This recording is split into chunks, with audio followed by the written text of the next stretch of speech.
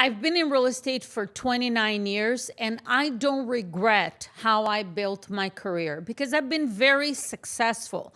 And all I did was master expired listings and for sale by owners, which is what I tell you to do on every video on my channel. This video is a little bit different. I actually wrote down 7 regrets that I have. I don't regret having done it the way I did, and highly recommend that you actually follow my advice with expireds and for sale by owners. But if I had done these 7 things that I wrote down here, my career would have been exponentially more successful. And now you have an opportunity to do that.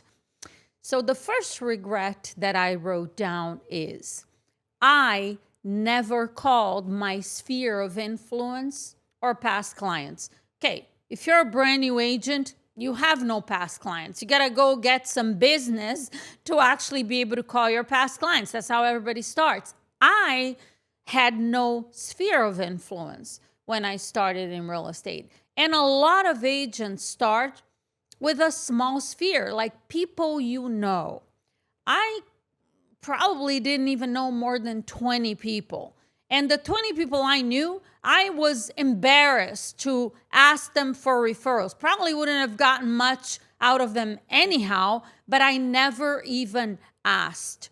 You probably have more people that you know. You might have 100, 200, or several hundred people in your sphere of influence. And from 15 years, even longer now, of coaching over 10,000 agents, I know I'm not the only one that didn't want to sound desperate or embarrassed in asking people they knew for business. For me, it was a lot easier to go talk to people I didn't know, expireds and FSBOs, which is exactly what I did, than ask for business from the people I knew. And I regret that. Obviously, I didn't know that many people, but I started taking listings and making sales. So now I had past clients, and I never even called my past clients. I started my first year, sold 25 homes, then 25, 45, and 100. I started building a lot of past clients. And I believe that your past client and sphere of influence is a gold mine. And I highly recommend, even though I never called them, again, we're talking about my regrets and things that you should do differently. Build your business by talking to people you don't know. There are just more of them out there. Expireds for sale by owners, they are amazing. I mean, these people want to sell. Of course, you want to talk to them and you want to learn all of the skills and strategies to do it in the most efficient way possible. But do not ignore your sphere of influence, the people you know, and your past clients. I sold 100 homes my 4th year in real estate and 125 after that for several years. If I would have actually called my past clients, I could have doubled, who knows, maybe even tripled the amount of business that I did. So if I was starting over, I would certainly do that differently. And of course, your sphere of influence. Then the second regret that I wrote down, which is related to the first one. I regret not sending a monthly newsletter to my past clients, my sphere of influence, and my long-term leads. I never created a newsletter. Now, in this day and age, there are so many resources and so many ways for you to do that. And sending a monthly newsletter to your entire database of past client sphere and your long-term leads is a powerful way to keep your name in front of them.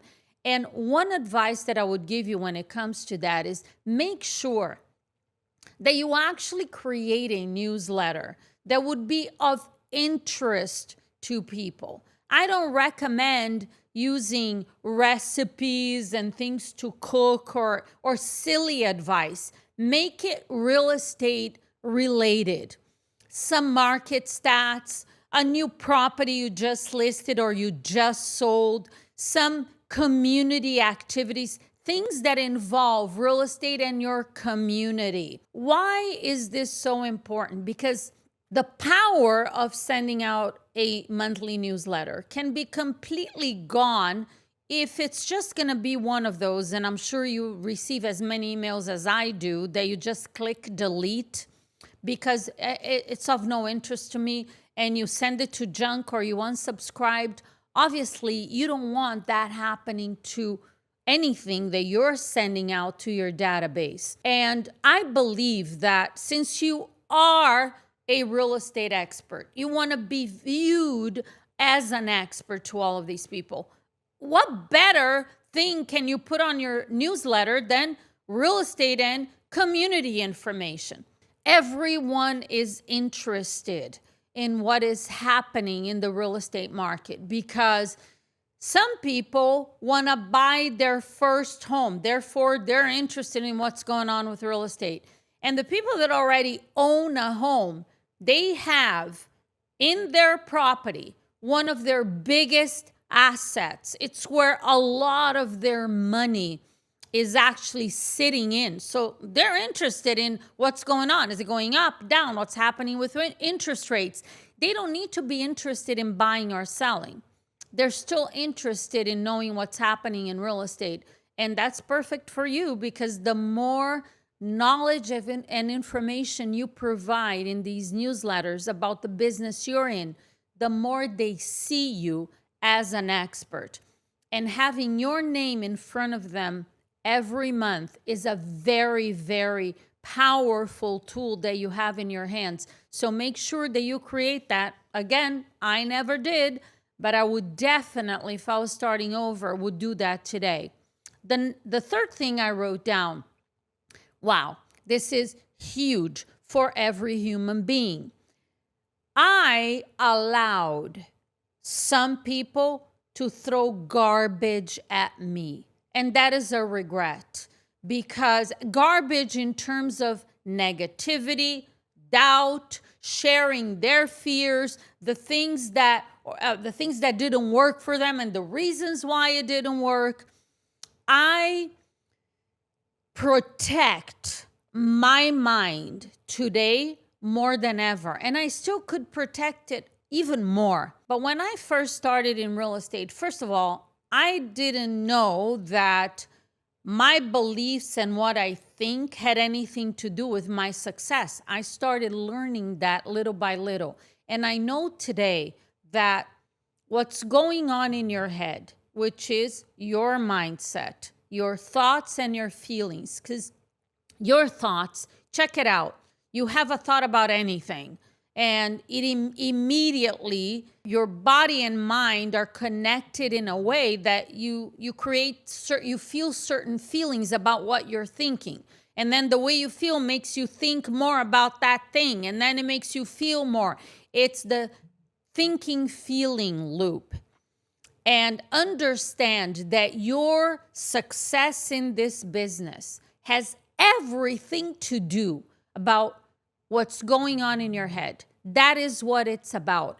Mindset is everything. So you need to protect your mental space more than anything else. Zig Ziglar tells a story of if somebody knocks on your door at 5 p.m. today and you open the door and they have a huge garbage can overflowing with garbage. And the minute you open the door, they throw it all into your living room. And you spend hours and hours cleaning that up. Next day, 5 p.m., they knock on your door again. Before you open, because of what happened the day before, you're going to look through and see who's out there. You see the same character with the same garbage can overflowing. Will you open the door? That's how I want you to think of your mind. Don't let people throw garbage at you. We all individually have our own fears, our own limiting beliefs. You don't need to actually have people share theirs with you. You actually need people that empower you, that motivate you, that inspire you, because we're all influenced by our environment and the people around us. I mean, you probably have heard the quote that bad associations spoil useful habits, and you become like the people around you. So I know it's not easy because some of these people are very close to you. They may be close friends or family members, and how do you get rid of it or get rid of them? I don't know. I'm not telling you how to do it. I'm just making a strong point that there is nothing that you should protect more than your mind. I mean, your living room, you could clean that up in a couple hours, right? All this garbage on your floor. But what goes into our mind influences everything that you do. So you want to be really, really careful with that. I honestly was not in the beginning of my career because I didn't understand the importance of this. And I do today. And I would have done a lot of things differently in terms of who I associate with, what I listen to, what I watch. And on that note, I recommend that you don't watch the news, you don't listen to the news, you don't read the news. Oh my goodness. I guess that would include definitely social media. I barely go on social media just to see sometimes what my kids are doing, and that's about it. You get bombarded with negativity. Have you ever noticed that the news, there's no good news? Everything is negative stuff.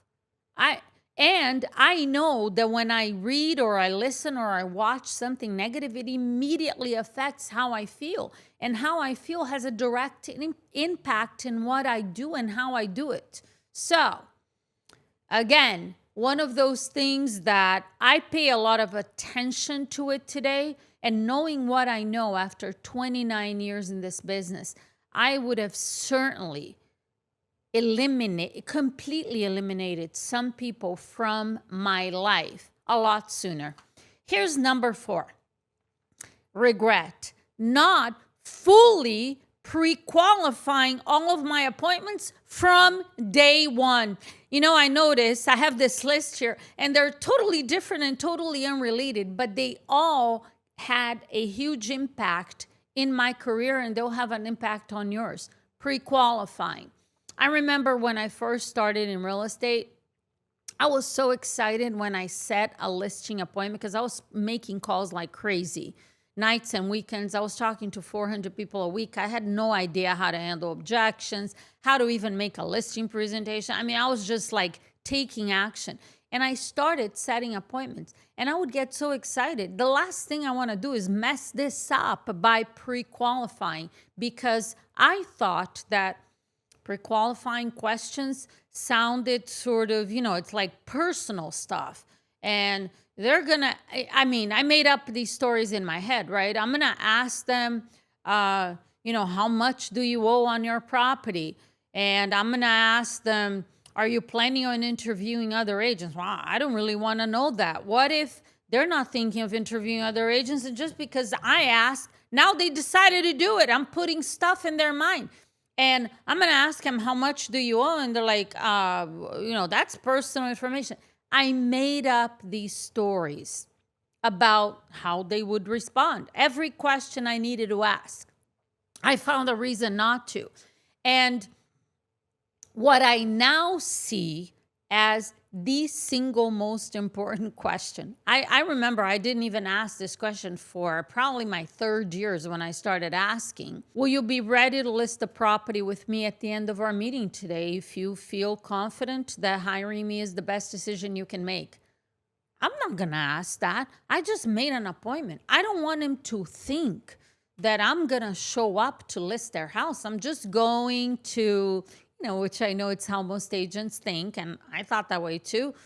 I'm just going to give them a market analysis. We could talk about the price. I'll tell them what I'm going to do, which when I started was what every agent was doing. I didn't know any different. So, I don't want them for a second to think that I'm going there to list a property because then they would tell me not to come.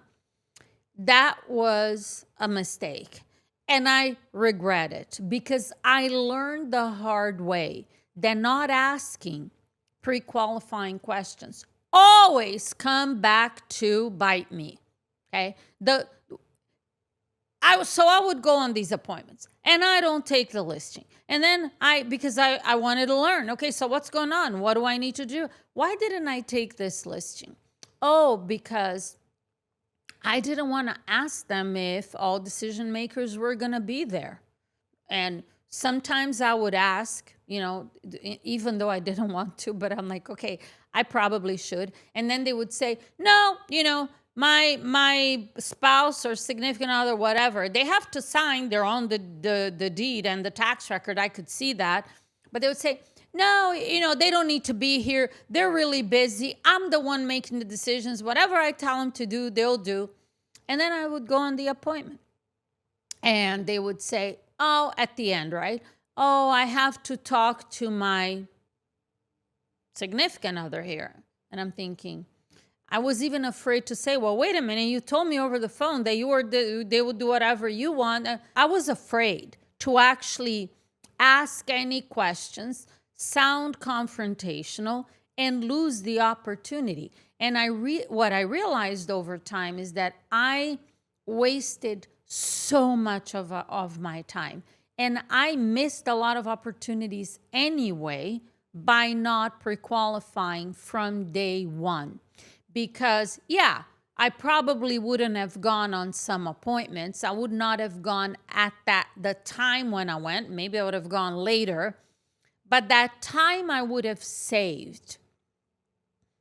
I could have invested in actually staying on the phone and finding someone who's ready to list their property with a great agent today. It's a tough lesson.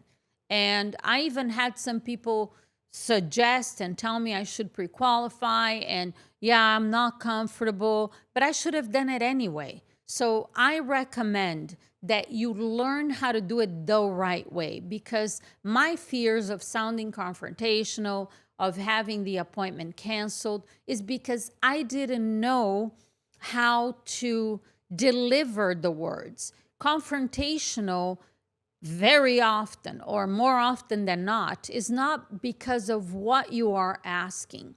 It's how you are asking.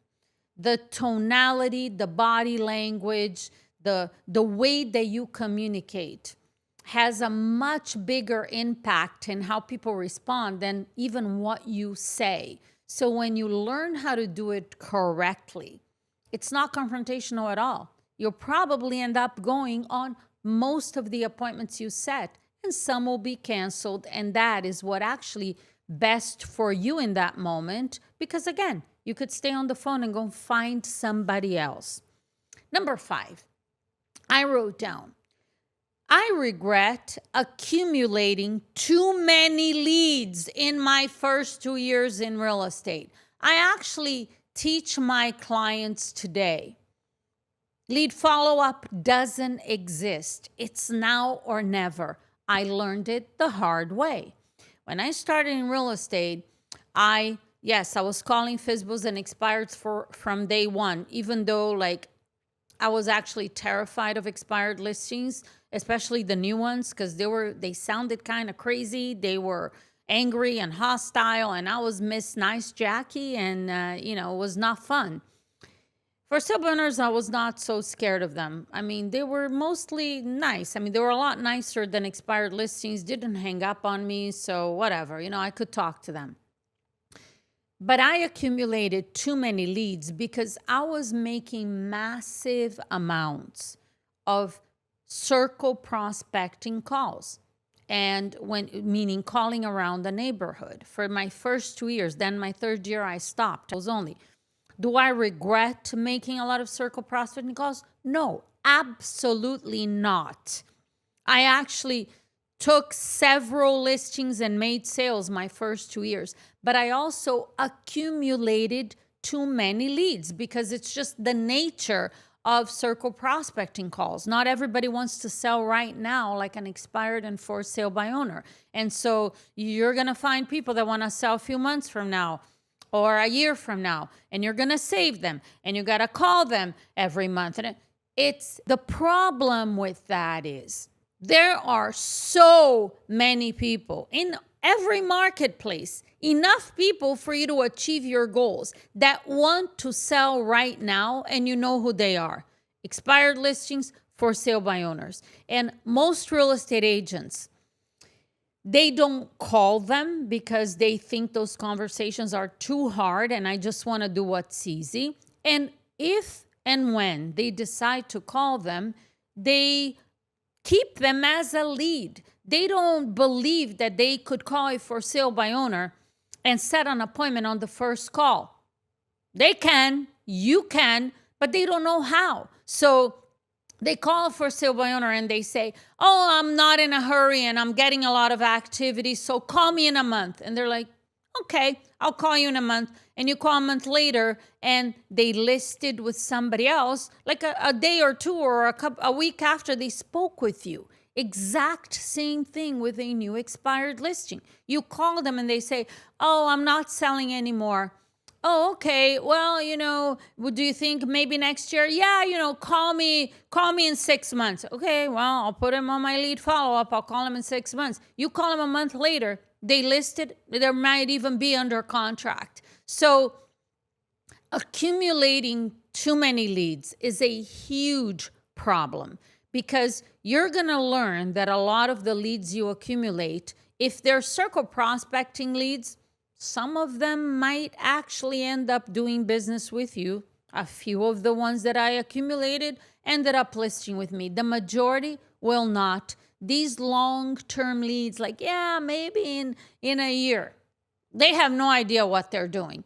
In the meantime, there are people in your marketplace every day that want to sell their house, but you're actually thinking that you have 50 leads from circle prospecting that are going to do something, and they'll end up, the very few actually will. The other problem is what I already said. You're going to end up calling your leads and they hired somebody else. And the worst of all, you're going to dial these leads and they'll never answer the phone again. So you're like, what is the point? After you do that for a while, at least I learned, and I teach my clients, you're looking for business now. Your goal is to set an appointment on the first call with everyone you talk to. Oh, but is that realistic? Yes, to me it is. And it's a mindset more than anything else. Does this mean you're never going to get a lead? No, doesn't mean that. But it means that when you dial the phone and somebody answers, your goal is to set an appointment, not to accumulate a lead. Because if you actually have this belief, which, by the way, that's what every coach I know teaches, 70% of your business comes from lead follow-up. The minute you hear an objection, it matches that belief of 70% come from lead follow-up. And then you're like, okay, well, I'll put him on my lead. And you're going to learn the hard way. I actually think this is a huge reason why so many agents, the majority, end up out of real estate because they're not able to actually create business now. Number 6, signing with the first broker without comparing options for support. I did. I went to real estate school, like an actual real estate school. There was no online real estate school, and I got my real estate license 29 years ago. So I actually went to school at night because I was a stay-at-home mom. So during the day, I had a 6-month-old baby, and my ex-husband was working full-time. So I went to real estate school at night. And one day, this company came to, recruit new licensees. And I signed with that company. I didn't compare. I didn't know any better. I didn't even know what to compare. Commission split, how much money I'm going to keep. I knew nothing. I'm like, okay, they're saying it's like this. Oh, I believe it. Obviously, they sent somebody to real estate school that sounded knowledgeable. I mean, compared to what I knew, like they were a genius. So I went with it. I stayed there for a couple of months and then moved to another company. I don't even remember why. I mean, obviously, I couldn't get answers to any questions I had. I wasn't even planning on selling real estate, but even like the most basic thing, I signed with this company. Then nobody, there was nobody I could ever talk to. Okay, that's a problem. Okay, now I go to another company. I stayed there for, I don't know if I stayed a year and a half. I stayed for a little while. And I sold 25 homes my first year in real estate, working nights and weekends. It wasn't that bad. But I realized sometime in my second year in real estate that if I am actually able, or when I'm actually able to work full time, wow, this thing is going to explode. I could sell a lot of homes. I can make a lot of money. And I was on I'm not going to give you details. I mean, you could figure it out. But I was on a very low split. And then I started to realize, well, every company is not like that. There are other options. And even the support, right? If I have a question, is there someone that has the knowledge and the experience to help me? Because when you're taking a lot of listings and you're making sales, you're going to have a lot of questions, a lot of legal questions that are very important. So for me, having that support was critically important. I didn't have that at even the second company. My split was terrible. I was actually feeling like I did all of the work and I was keeping very little of the money. And then the third side of that is, would the company back me up? Meaning, if a client has one of my listings, have a complaint, is there someone they can talk to that is knowledgeable, experienced, that would back me up, that would say, you are working with the best real estate agent in this market? Or would they say, oh, I want to cancel my listing. Sure, we'll cancel your listing. What kind of support did I have? So I switched. About, I guess, a year and a half into it, approximately, I went to a different company and I stayed there through my entire career. So third choice was the actual right one for me, but it was definitely a mistake. All of the things that I told you that I would be looking for that were important, I didn't know. Nobody told me. So I learned the hard way, and I'm sharing it with you so you can do it differently.